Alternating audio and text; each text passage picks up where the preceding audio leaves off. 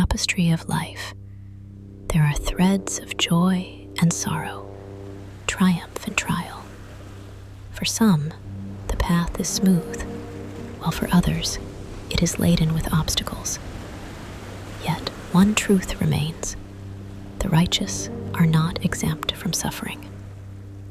Consider Job, a man who had everything: wealth, health, a loving family.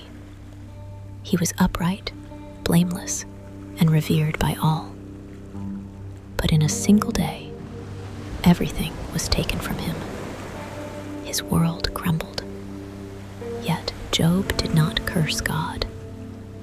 Instead, he fell to the ground and worshipped. His friends came, not to comfort, but to accuse. They believed his suffering was a punishment for sin. Yet Job maintained his innocence. He questioned, he lamented, but he never lost his faith. He sought answers, not from man, but from God. God did not answer Job's questions directly.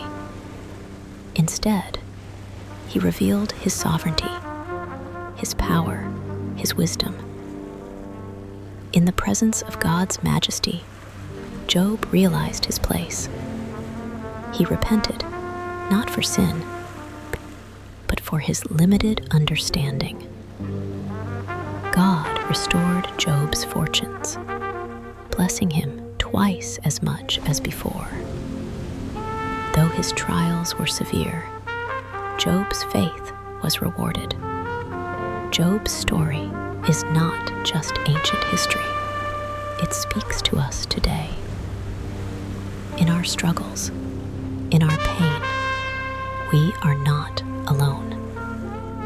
Faith is not the absence of suffering, but the presence of trust in God amidst it.